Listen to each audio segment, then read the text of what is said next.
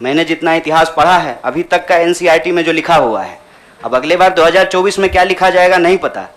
उसमें तो यही है कि देश को आज़ादी जो है वो महात्मा गांधी ने, सुभाष चंद्र बोस ने, सरदार वल्लभ भाई पटेल ने, क्या भाई हार्दिक, इन लोगों ने ही दिलाया ना, यही लोग लड़े थे। जो माफी मांगे वो वीर हो गए। आप सोचिएगा इसको। जो गोडसे को भगवान मानते हैं वो भाषण दे रहे हैं अमेरिका में जाकर के गांधी के ऊपर। हमारे गांव में एक गाना आता था, गांधी जी के भजन करे गांधी के हत्यारा। कितना अजीब लगता होगा आपको। देखिएगा वो फोटो जब हमारे देश के प्रधानमंत्री गांधी पे माल्यार्पण करते हैं। जीवन भर शाखाओं में कसम लिए होंगे कि गोडसे के सपनों का देश बनाएंगे और गांधी पे माला चढ़ा रहे हैं। See, I am not here to save the party, please, I am respecting you as a citizen, you can respect my right. देश खतरे में है और ये सिर्फ मैं नहीं कह रहा हूं, ये मुझे लगता है आप भी सोचते होंगे। समझ रहे हैं, अंग्रेजी का वो फ्रेज है dancing on dead, dead body पे कोई नाच रहा है। उस दिन खाना तो नहीं खाया गया। आप सोच के देखिए, आप इस पे विचार करके देखिए। मेरे गांव में अगर किसी की मौत हो जाए तो पूरे गांव में खाना नहीं बनेगा। हजारों लोग मर गए। देखे 71 वर्ष की उम्र में प्रधानमंत्री के लिए सोहर गाया गया। नया बच्चा जब पैदा होता है ना तो पूर्वांचल में सोहर गाते हैं लोग। प्रधानमंत्री बूढ़े हो गए हैं, उनके लिए सोहर गाया जा रहा है। तब जब अभी तुरंत लाखों लोगों की जान चली गई, ऑक्सीजन नहीं मिल रहा था, अस्पताल में बेड नहीं मिल रहे थे। आप में से कोई भी ऐसा इंसान है जिसके कोई जानने वाले नहीं मरे हो इसमें, इस क्राइसिस में? इतना बड़ा क्राइसिस जिसके देश में हुआ वो अभी तुरंत वो अपने जन्मदिन का जश्न मनाएगा। ये भोंडापन है। इस संस्कृति को बचाने की जरूरत है और इस संस्कृति को बचाने के लिए मुझे लगता है कि कांग्रेस पार्टी में क्षमता मौजूद है। लोगों को यह बात पसंद हो या ना पसंद हो, हकीकत यह है कि पार्लियामेंट में सबसे बड़ी पार्टी कांग्रेस पार्टी है। इसीलिए इस पार्टी को यह जिम्मेवारी लेनी पड़ेगी और उस जिम्मेवारी को संभालने के लिए मैं यहां आया हूं। बस एक सवाल का जवाब जो मुझे लगता है कि आप सबके मन में होगा कि आप कांग्रेस पार्टी क्यों ज्वाइन किए हैं।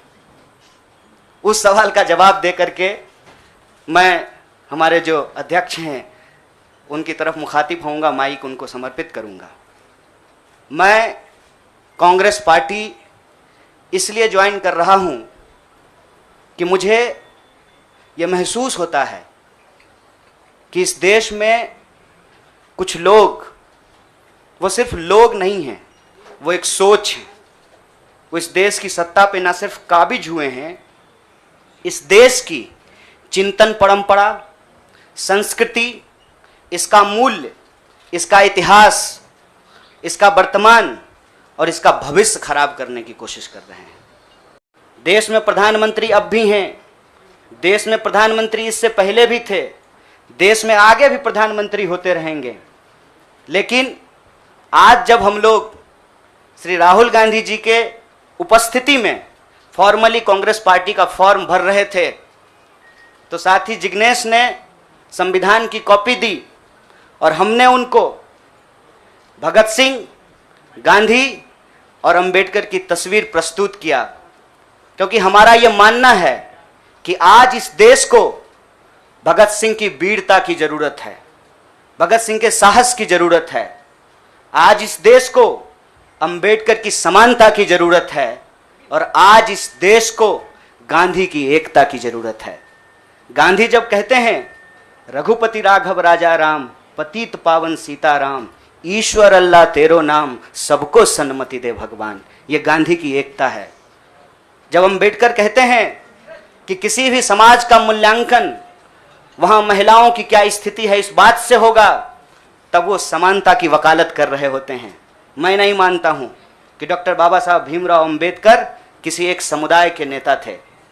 कांग्रेस पार्टी ने, संविधान सभा ने डॉक्टर बाबा साहब भीमराव अंबेडकर को संविधान बनाने की जिम्मेवारी दी और उस संविधान के प्रियम्बल में यह लिखा है, हम भारत के लोग भारत को एक प्रभुत्व संपन्न समाजवादी धर्मनिरपेक्ष लोकतांत्रिक गणराज्य बनाने के लिए, इसमें समानता, न्याय के मूल्य निहित हैं। और जब भगत सिंह कहते हैं कि आप व्यक्ति को कुचल सकते हैं, विचारों को नहीं, आप बम और पिस्तौल से कभी इनकलाब नहीं ला सकते हैं। उस साहस की जरूरत है हमको।